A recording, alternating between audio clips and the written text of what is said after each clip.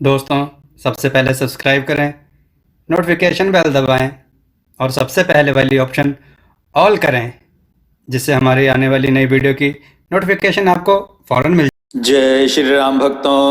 दोस्तों, ये कथा बहुत ही सुंदर है, ध्यान से सुनिएगा। आज की कथा है बुढ़िया की जिद और 7 मेमनों का सर। आइए कथा को श्रवण करें। बहुत समय पहले की बात है। एक विशाल नगर में एक बुढ़िया और उसकी पोती रहते थे। उसकी वह पोती हमेशा घर में ही रहती थी और घर का सारा काम करती थी, जबकि वह बुढ़िया बाजार का काम करती थी। एक दिन वह बुढ़िया बाजार से छोटे छोटे मेमनों के 7 सिर लेकर आई। उनको लाकर उसने अपनी पोती को दे दिए और बोली, बेटी, मैं बाहर जा रही हूँ, इन 7 सिरों को पका लेना। जब मैं वापस आऊंगी तब हम दोनों मिलकर इन्हें खाएंगे। यह कहकर वह बुढ़िया तो चली गई और उस लड़की ने उन 7 सिरों को आग पर पकाने के लिए रख दिया। वहीं पास में एक बिल्ला बैठा था। मेमनों के सिरों के पकने की खुशबू जो उसकी नाक तक पहुंची तो वह बोला, म्याऊं म्याऊं म्याऊं, आधा मेरे लिए और आधा तेरे लिए।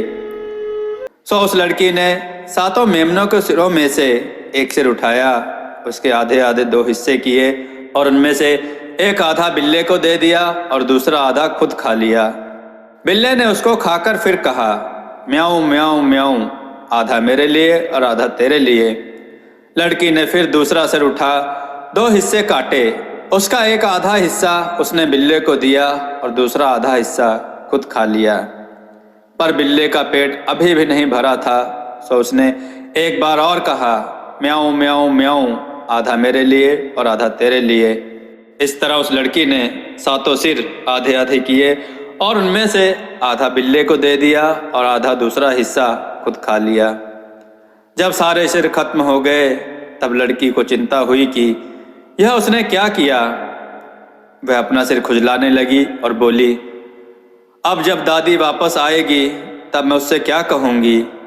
काफ़ी सोचने पर भी जब उसको इस सवाल का जवाब नहीं मिला तो वह घर से भाग गई। जब दादी घर आई तो उसने देखा कि घर का दरवाज़ा खुला पड़ा है। मेमनों के सिरों की आधी हड्डियाँ फर्श पर बिखरी पड़ी हैं और बाकी की आधी एक प्लेट में पड़ी हैं और उसकी पोती का कहीं पता नहीं है। वह बड़बड़ा रही थी, उसने आखिरी सिर भी खा लिया, उसने आखिरी सिर भी खा लिया। गुस्से के मारे उसने घर की सारी चीज़ें इधर उधर फेंकनी शुरू कर दी और बड़बड़ाती रही, उसने आखिरी सर भी खा लिया, उसने आखिरी सर भी खा लिया। फिर वह भी बिना देखे बिना सोचे समझे कि वह कहाँ जा रही है, वह घर से बाहर चली गई। वह कुछ ही दूर गई होगी कि उसके दिमाग में कुछ आया तो वह सिर हिलाकर फिर बोली, उफ, उसने तो आखिरी वाला सिर भी खा लिया। वह किसी तरह भी शांत नहीं हो पा रही थी। इसी बीच लड़की भी चलते चलते एक जंगल में आ गई। वहाँ उसने हजारों कमल के खिले हुए फूल देखे।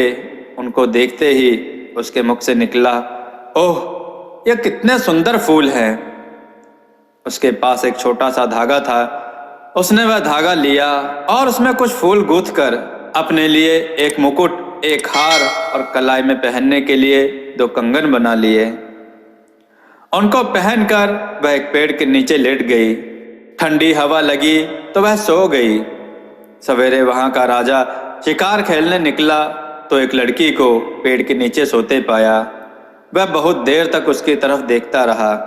वह लड़की उसको इतनी अच्छी लगी कि वह उससे प्यार करने लगा। उसने उसको जगाया और बोला, मैं यहाँ का राजा हूँ, क्या तुम मुझसे शादी करोगी? लड़की बोली, आप देख रहे हैं कि मैं एक बहुत ही गरीब लड़की हूँ, मैं तो आपसे शादी करने के बारे में सोच भी नहीं सकती। राजा बोला, अगर केवल यही बात तुमको परेशान कर रही है तो इस बात को तुम सोचो भी नहीं, बस हाँ कर दो। मैं चाहता हूँ कि तुम मेरी पत्नी बन जाओ। लड़की का चेहरा शर्म से लाल हो गया और उसने हाँ में सिर हिला दिया। राजा बोला, तो चलो उठो और मेरे साथ मेरे महल चलो। लड़की बोली, हाँ हाँ, पर मैं अपनी दादी को घर में छोड़ आई हूँ, मुझे पहले उनको लाना होगा।